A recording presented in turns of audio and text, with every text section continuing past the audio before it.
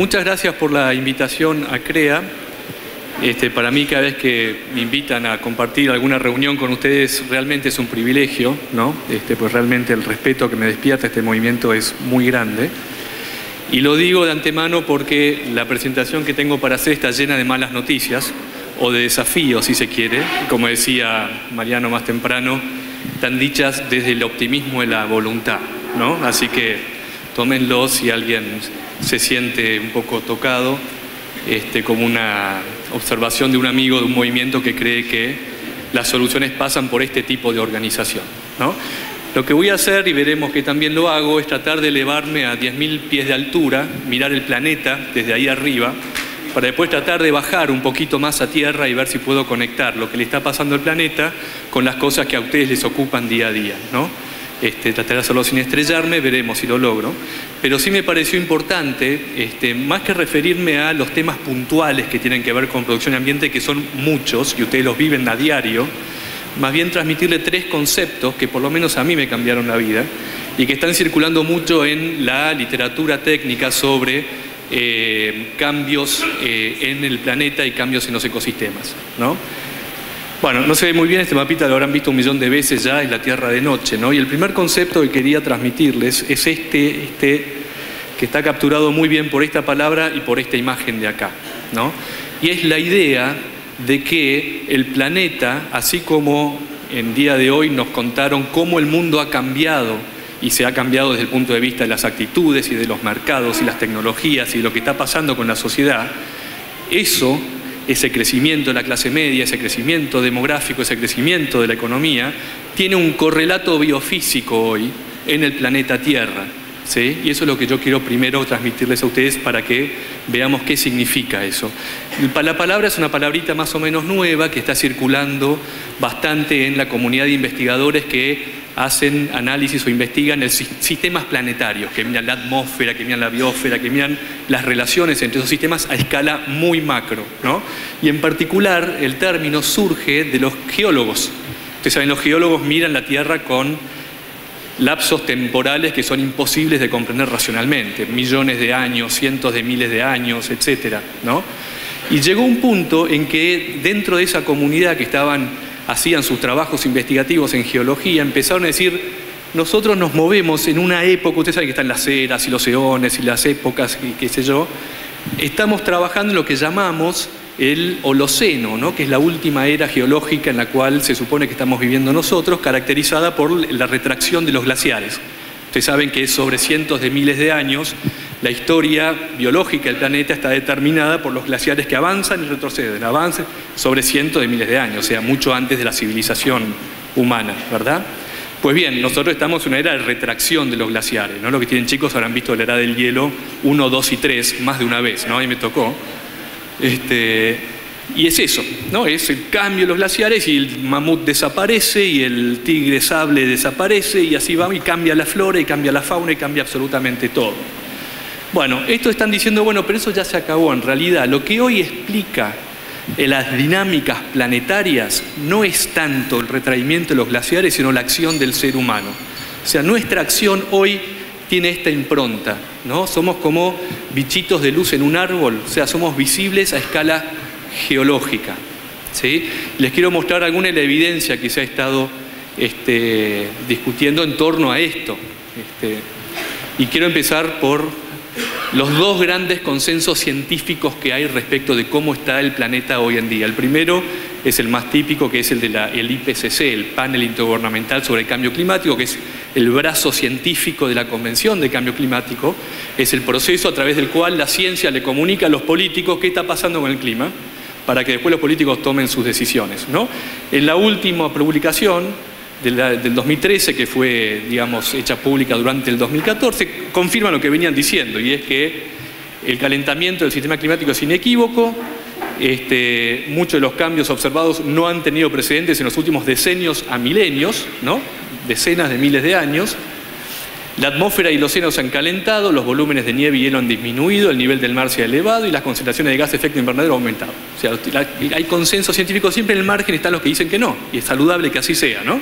Pero el consenso generalizado es que esto es así. El otro gran consenso tiene que ver con con los ecosistemas, con la vida en la Tierra, ya no con la atmósfera. Entonces, en el 2005, un grupo similar a este, pero compuesto de científicos que estudian los sistemas ecológicos, básicamente dijo, en los últimos 60 años los seres humanos han cambiado los ecosistemas más rápida y extensivamente que en cualquier periodo comparable de la historia, en procura de 4 o 5 cosas, ¿no? Alimentos, agua, fibras, combustibles, materiales y hábitats, ciudades para los seres humanos como especie, ¿no?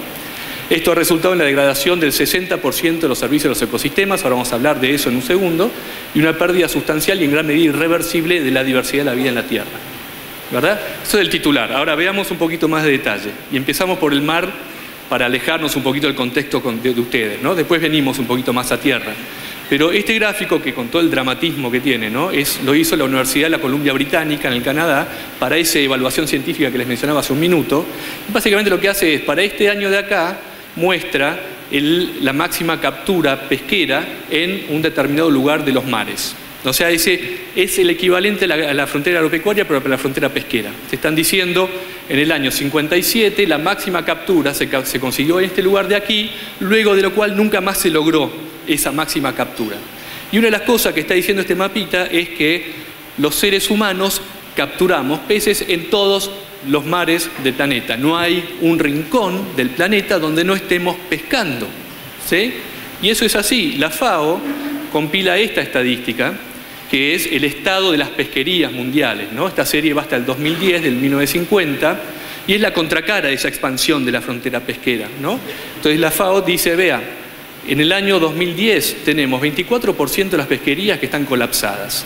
El 33% están sobreexplotadas, el 33% que están explotadas a su máximo sustentable. Tenemos un cachito que está en reconstrucción acá, un poquito que está en desarrollo, quiere decir que todavía no se llega a su máxima captura, sino que están desarrollándose la pesquería. Lo que no quedan más son pesquerías sin desarrollar, que en la década del 50 representaban casi el 80%, ¿no?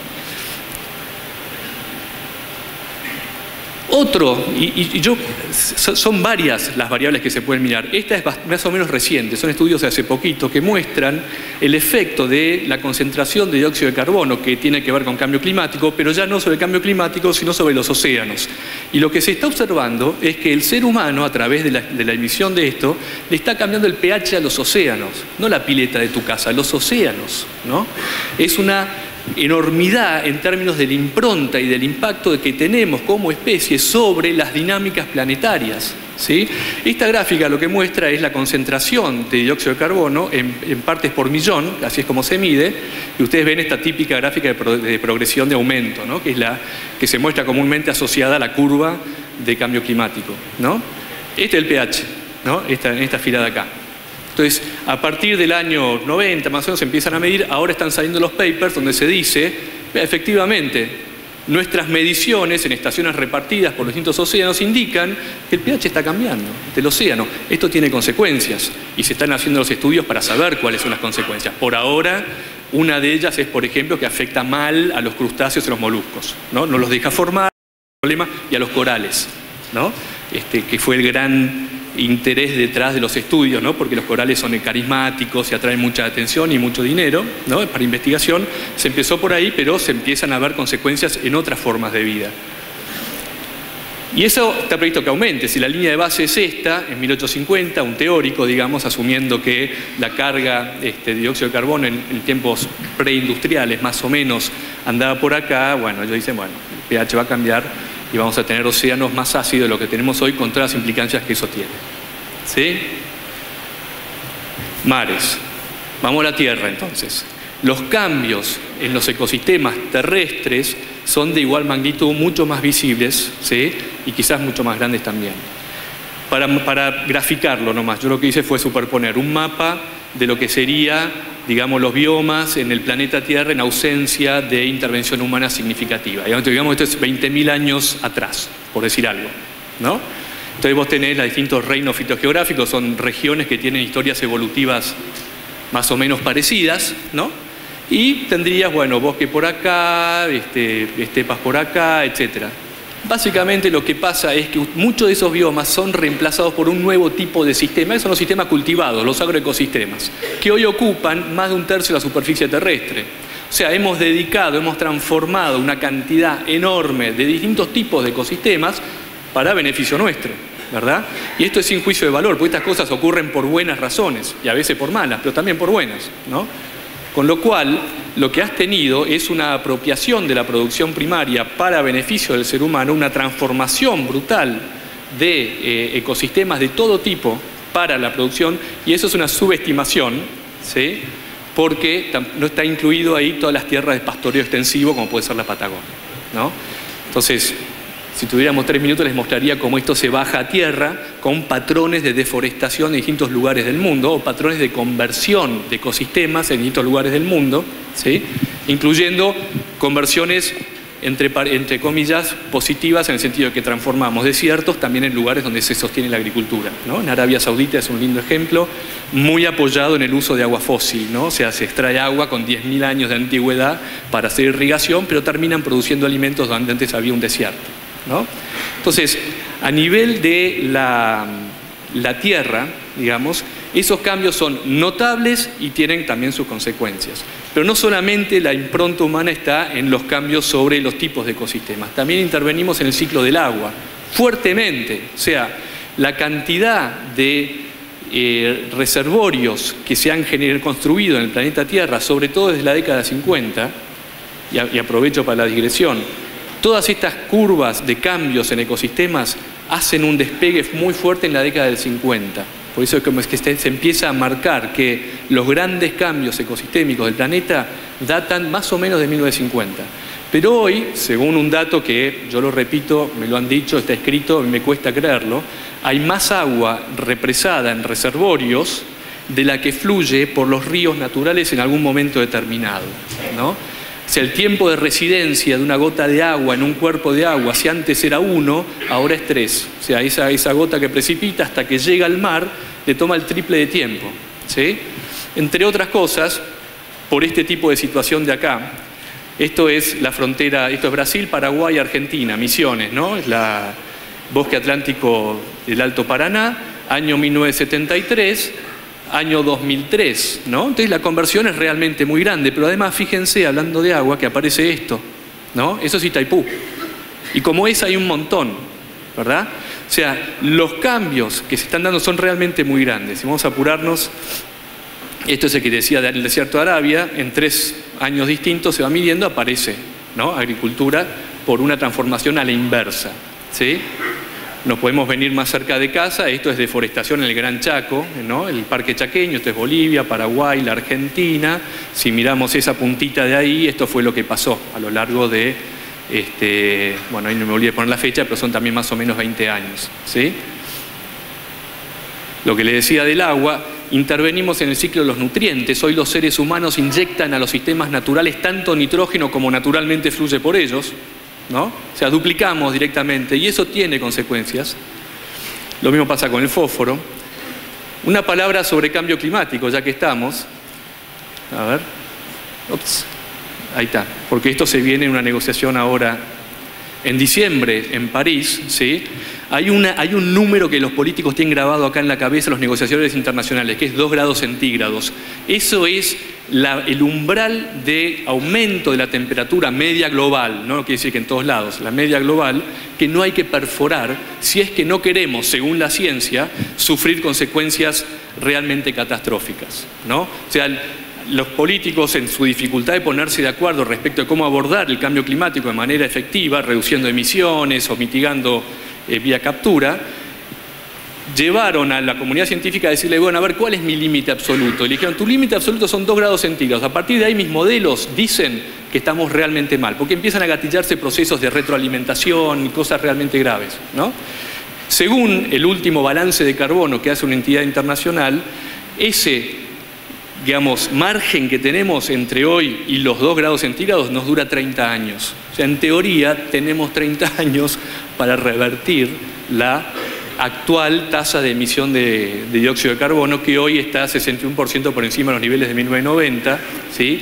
Y deben reducirse un 5% por año, pero vienen creciendo a más o menos 3 y pico % por año, ¿no? Dilema grave, dilema que va a estar en las noticias ahora en diciembre cuando se negocie en París.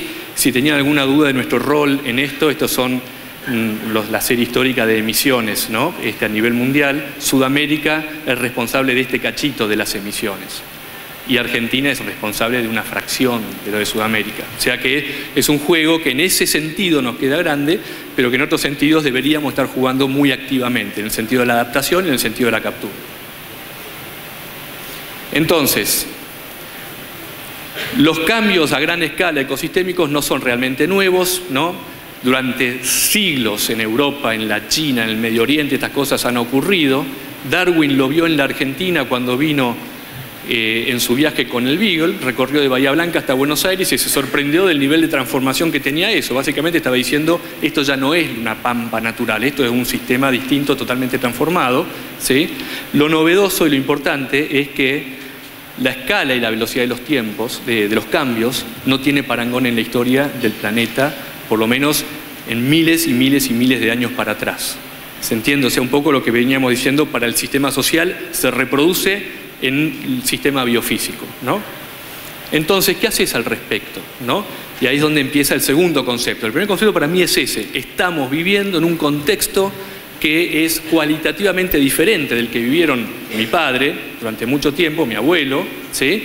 Ya no desde lo social, sino desde lo biofísico. Y eso no tiene marcha atrás, ¿sí?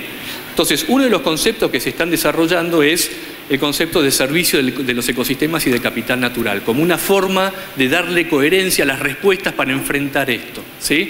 Una de las cosas que yo he hecho en mi vida y de las que me siento súper orgulloso es ser profesor en un secundario, ¿no? Chicos de 15, 17 años, y les presentaba este tipo de dilema, ¿no?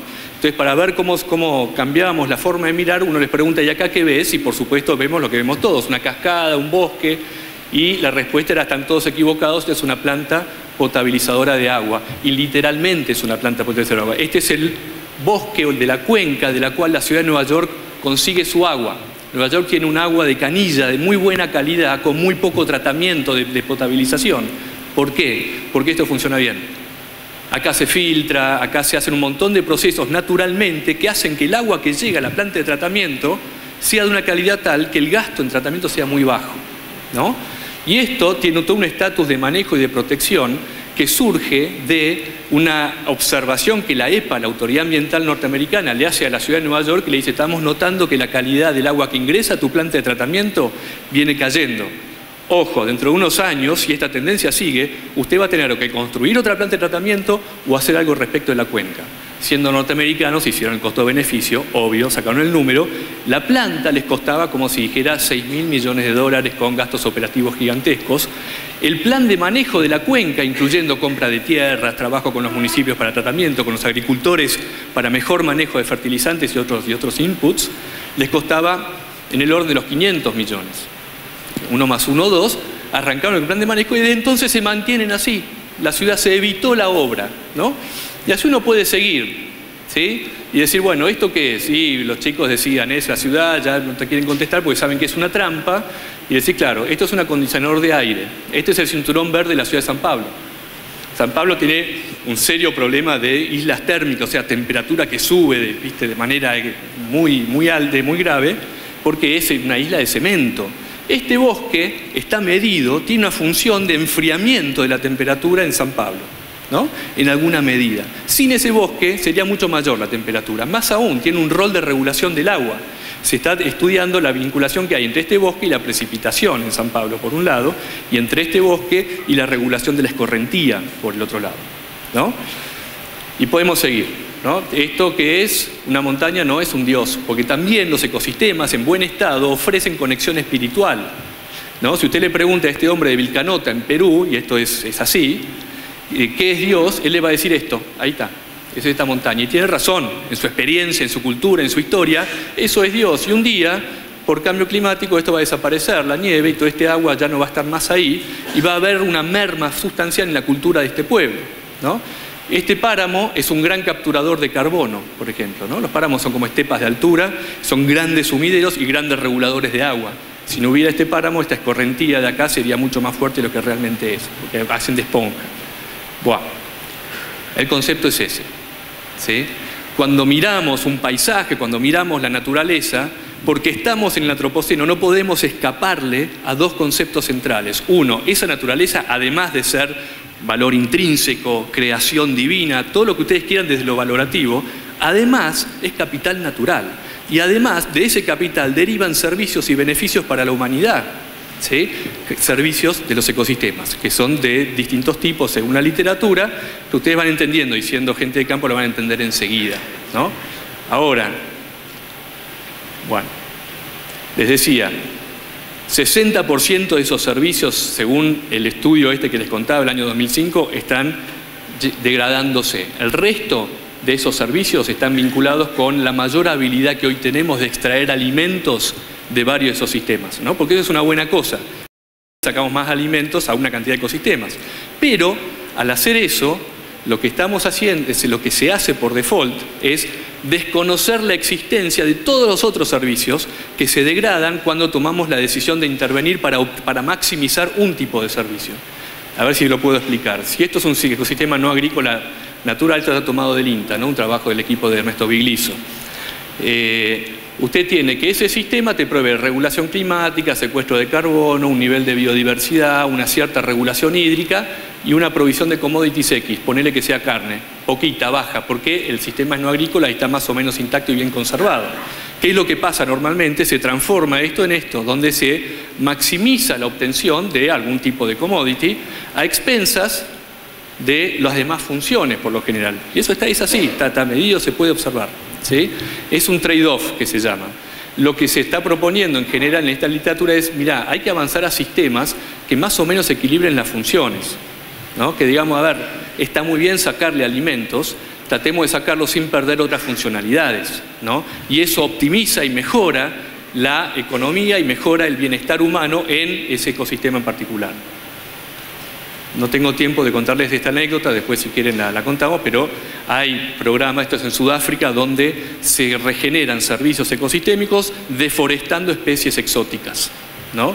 Porque esas especies le chupan el agua a la ciudad. Entonces, en Ciudad del Cabo había cada vez menos agua y decían, claro, como no hay menos agua está lleno de eucaliptos, lleno de acacias que son exóticas, sembradas por los europeos durante siglos, y antes no se notaba porque éramos poquitos, ahora que somos muchos se nota, y las plantas también son más. Bueno, hay un programa donde se paga para deforestar, básicamente, para que veamos que hay toda una economía dentro de lo que es la regeneración de ecosistemas posible. El otro concepto, aparte del de trade-off, que me parece muy importante, es entender la cuestión de los umbrales y la resiliencia de los sistemas, ¿no? Usted puede empujar un bosque tropical y el bosque va a volver. Y lo empujás y el bosque vuelve hasta que un día no volvió más, porque el punto de equilibrio le cambió y ese bosque tropical dejó de ser bosque y pasó a ser una sabana tropical. Otro ecosistema, ¿verdad? Se le rompió la resiliencia. Y es importante eso, porque esos procesos no lineales no es que ocurre de a poquito, un día cambió. Esto, por ejemplo, es la pesquería de bacalao del Atlántico Norte en Europa, serie de 1850 hasta el 2000 y pico. Claro, le sacaron, todos contentísimos acá, habían cruzado un umbral de resiliencia para esa pesquería y colapsó. Y colapsó y nunca más volvió y hoy está cerrada, ¿no?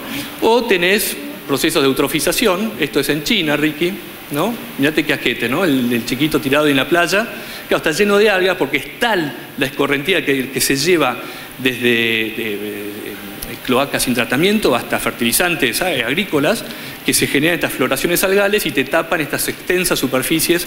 Y esto ocurre en la China, ocurre en los Estados Unidos, en el Golfo de México. Hay un área muerta todos los años desde 1990 del tamaño de la provincia de Misiones, más o menos, durante el verano, ¿no? No hay pescado. No hay pescado porque pasan estas cosas. Después llega el invierno, llegan los huracanes, no sé cómo es la dinámica, y eso se despeja y vuelve. Bueno, no quiero extenderme más, debe quedar poquito tiempo, pero le quería reforzar el tema del capital natural. Esto es capital natural del mar argentino, que no lo controlamos porque esto es clorofila, que es un indicador de presencia de vida primaria en ese mar. A mayor de eso, más pescado viene a comerse eso y luego se genera toda la cadena trófica y se hace una pesquería saludable. Este es el mismo mapa y esto es Comodoro Rivadavia, ¿no? No sé si se ubican, Tierra del Fuego por acá. Y esto es la milla 201 y estos son barcos pesqueros. Están puestos ahí porque ahí es donde está esto, ¿no? Ahí está la riqueza. Estos son poteros, ponen luces, traen los calamares y pescan calamar, por eso se los ve tan visiblemente, ¿no? Entonces, un mal manejo de tu capital natural, y podemos hablar de las complejidades que involucra la milla 201 en el mar, ¿no? Respecto a jurisdicción, te termina llevando, por ejemplo, en el caso de la Argentina, la merluza UPSI, a situaciones de cuasi colapso. No está muy claro si va a haber merluza dentro de unos años más, porque la estamos manejando bastante mal, ¿no? Básicamente. Y más cerca de casa tenemos una situación parecida con los suelos. Este es el mapa de desertificación por un observatorio que se ha formado, donde tenés el grado de degradación de cierto tipo de tierras, con tierras secas, y la tasa a la que se degradan.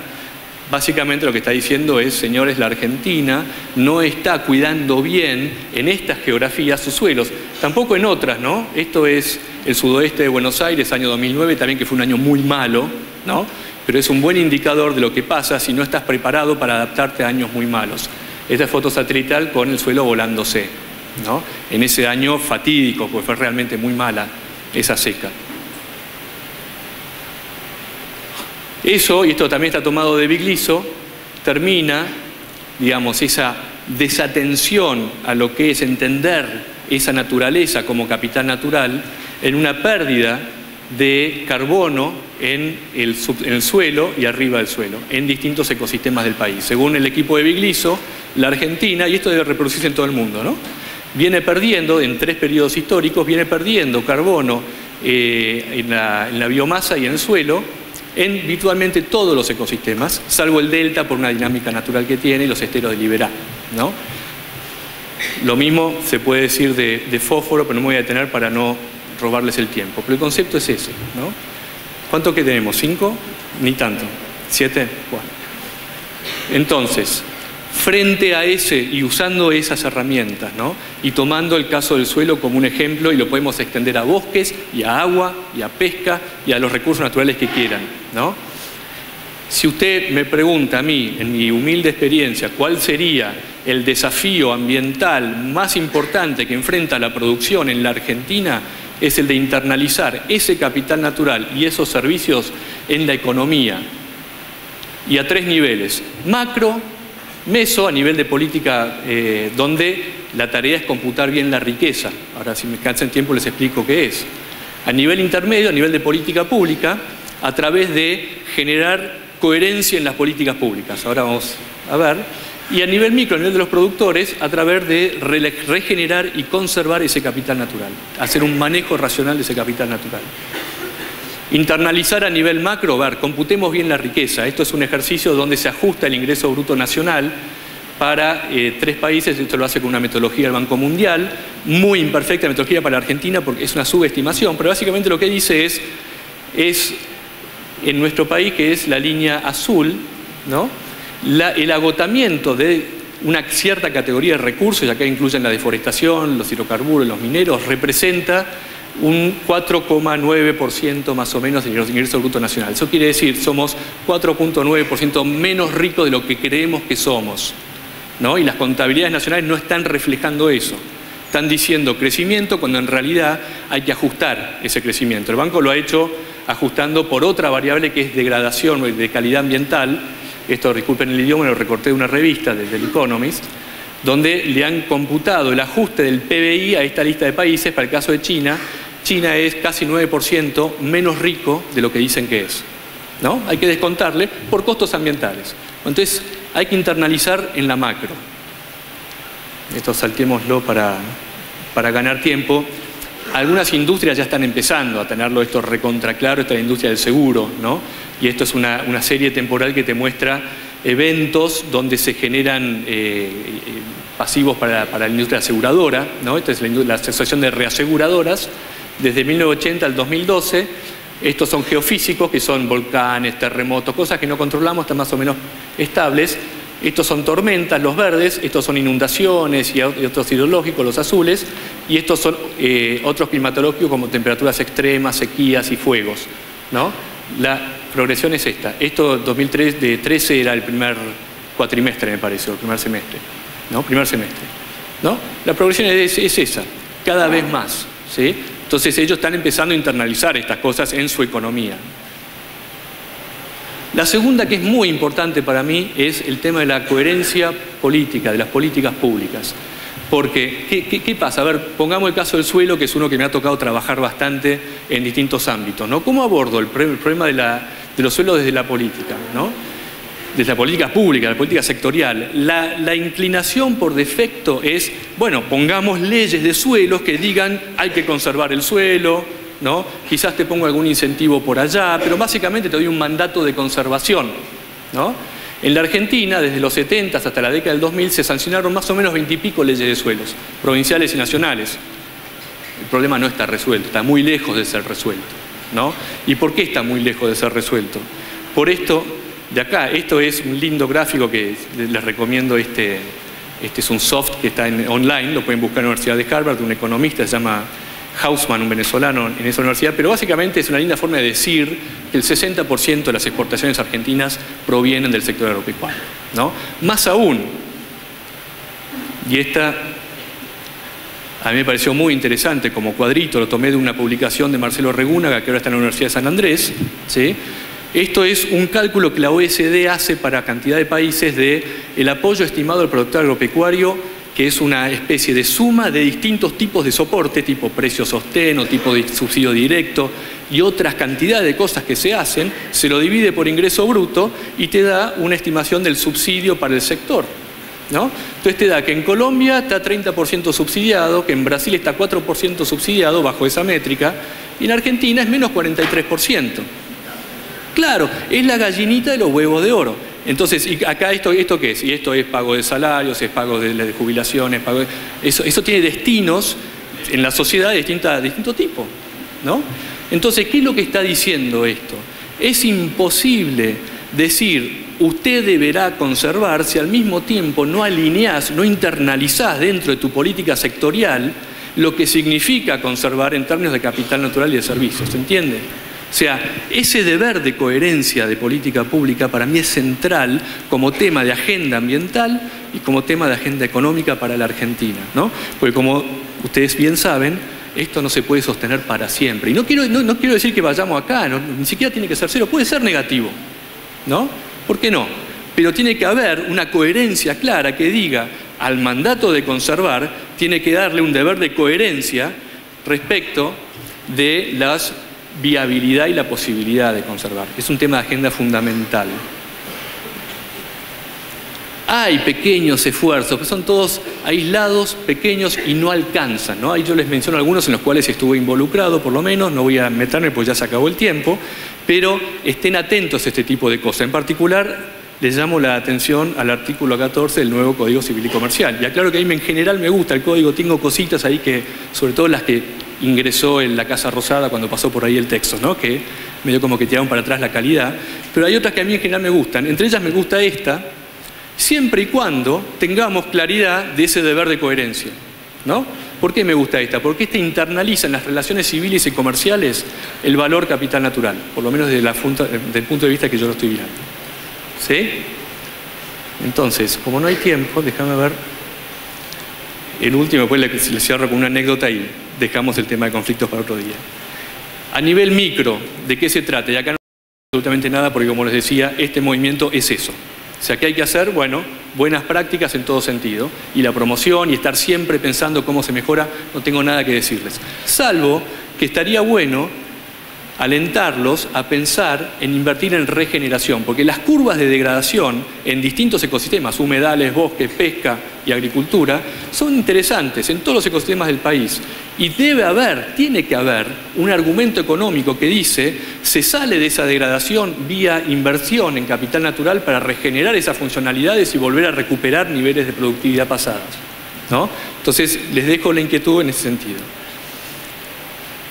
Última, para que no nos sintamos solos en este tema de la no internalización o la incoherencia entre los mandatos de conservación y las realidades de la economía, ¿no? Y esto está tomado de Ecuador con toda maldad, porque a veces a mí me termina como ambientalista, me termina de cansar cuando se usan los argumentos de mi identidad, digamos, para cualquier cosa, ¿no? Y el gobierno de Ecuador lo ha hecho. El gobierno de Ecuador, no sé si recuerdan, año 2007, lanza un programa para recaudar 3.600 millones de dólares a lo largo de 13 años. ¿Para qué? Para evitar explotar petróleo en un parque nacional, Parque Yasuní, parque en el cual viven comunidades indígenas que no han tenido contacto con la civilización y que cada tanto mandan un vocero, son poquitos, ¿no? Pero están ahí, un vocero a decir, nosotros con ustedes no queremos saber nada, no nos contacten, no nos manden a nadie, estamos bien, ¿no? No tenemos problema. Bueno, están dentro de un parque nacional, se sostiene. Hay petróleo ahí, Ok. Entonces, Correa, que no es tonto, le dijo a la comunidad internacional, ustedes que son tan ambientalistas, los alemanes y todo lo demás, ¿por qué no me dan la plata que más o menos representa el costo de oportunidad de sacar este petróleo de acá? Y entonces yo lo dejo bajo tierra, Si ustedes me dan la plata, lo dejamos ahí, no tengo problema. Creemos un fondo, con ese producido yo me sostengo. 2007 lanza el proyecto, en 2008 refuerza la apuesta, Constitución del Ecuador, la naturaleza o Pachamama, donde se reproduce la vida, tiene derecho a que se respete integralmente su existencia, ¿no? Toda una movida que se llama derechos de la naturaleza, muy respetable, ¿sí? Quizás con un poco de exageración incorporada a la Constitución del país, ¿sí? Le tomó 2 años pasar de esta declaración a decir, ya, se acabó el proyecto. No va para más. Porque después de 2 años, en vez de 3.600, o la parte proporcional correspondiente, habían juntado 13 millones. 13. Y tenían promesas de que iban a integrar 116 millones más. O sea, eso también habla de la hipocresía de los que se rasgan las vestiduras diciendo, ¿no? Conserven ustedes que nosotros, de cuando le decís, bueno, yo conservo, poneme la plata, bueno, es un argumento moral, si queremos lo podemos discutir. Pero el problema que yo veo acá es que me lo dijiste en la Constitución. Podrías no haberlo dicho en la Constitución, pero lo dijiste, ¿sí? Entonces te tomó 2 años decidir que, ya está, no va mal la campaña, vamos a sacar petróleo, y después empiezan los argumentos. Dicen, no, pero tranquilos porque es solamente el 1% del territorio que se va a explotar, no pasa nada. Después el argumento se sofistica y dice, vamos a por el desarrollo de las comunidades locales que pobres necesitan. No, se arma todo el argumento. Pero básicamente, ¿cuál es la lección para mí? Ni siquiera un país que lo pone en su constitución, esto del respeto, lo puede hacer porque la fuerza de la economía es tal que esas decisiones son reversibles en función de eso. Con lo cual, el tema de agenda es la internalización de estas variables de la conservación dentro de la economía. ¿Y cómo lo haces? A nivel macro, a nivel de coherencia política y a nivel micro siguiendo las buenas prácticas. Bueno. Con esto me callo porque me queda la tercera parte que era conflictos, pero lo dejo acá. Entonces, básicamente era eso, transmitirle estos 2 conceptos, ¿no? Vivimos en un planeta que es biofísicamente distinto del que vivían nuestros abuelos y eso implica responsabilidades de todo tipo, éticas, políticas y económicas sobre todo. Y existen categorías y herramientas que nos permiten lidiar con esa realidad y esas categorías son bajables al nivel de los productores, al nivel de los pescadores y de las autoridades públicas. Listo, gracias.